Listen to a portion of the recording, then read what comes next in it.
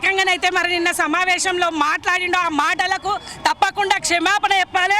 మరి మా రాష్ట్ర అధ్యక్షురాలు ఏం చేసింది అక్కడ మాట్లాడడానికి వెళ్తున్నారు. మరి ఈ రకంగా ఘోరంగా కాలం దొక్కడము, పోలీసులు ఎక్కడికక్కడ నూకేస్తా ఉన్నారు. అంటే ఈ పోలీసులు మరి రాష్ట్ర ప్రభుత్వానికి కొమ్ము కాస్తుందా, ప్రజలకు రక్షకుల్లా లాగున్నారా లేక భక్షకుల్లా లాగున్నారా అని మేము ఈ సందర్భంగా ప్రశ్నిస్తున్నాం. అంటే ఆయన రాష్ట్రానికి ముఖ్యమంత్రి అయితే ఏమన్నా అనొచ్చా?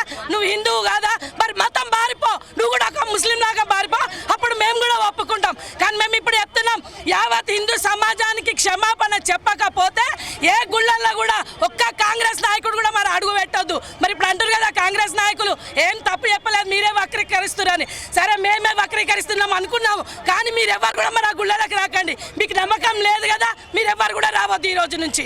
మేము అదే మాట చెప్తా ఉన్నాం. ఒకవేళ మీరు దేవుళ్ళని నమ్మినట్టయితే అందరూ హిందూ సమాజానికి వత్తాసు పలుకుతూ మీరందరూ మీ రాష్ట్ర ముఖ్యమంత్రి తోటి క్షమాపణలు చెప్పియండి. ఇదే మొత్తం కాంగ్రెస్ నాయకులకు మేము చెప్పదలుచుకున్నాం. ఒక సీఎం పదవిలో ఉన్న వ్యక్తి ఆ రకంగా మాట్లాడడము చాలా ఏహనీయము. ముందుగల తెలంగాణ హిందువులందరికీ ఆయన క్షమాపణ చెప్పాలి, ముక్కు నేలకు రాయాలండి. ఆయన ఒక ఎల్లమ్మకు, పోషమ్మకు వీళ్ళందరికీ చెప్పకుండానే సీఎం అయినాడా? వాళ్ళ గుళ్ళల్లోకి వెళ్ళి కొబ్బరికాయ కొట్టి మొక్కకుండానే సీఎం అయినాడా? ఒక్కసారి ఆలోచన చేసుకోవాలి. వాళ్ళ కాంగ్రెస్ పార్టీలో ఉన్న 5 ఒక హస్తం గుర్తు అన్నాం కదా, 5 ఏళ్ళు మాత్రమే సమానం లేవు. ఆయన పంటికి దెబ్బ తాకితే ఒక డాక్టర్ దగ్గరికి వెళ్తాడు, కడుపుకు దెబ్బ తాకితే ఒక డాక్టర్లే ఇంతమంది ఉన్నప్పుడు ఒక మనం దేవుళ్ళము, మన మనసు నచ్చిన దేవుణ్ణి మొక్కడంలో ఐక్యత లేదనడానికి ఏముంది ఆయన దగ్గర? మన అందరము ఒకటే అనే భావన బీజేపీ ప్రభుత్వం తీసుకొస్తుంది.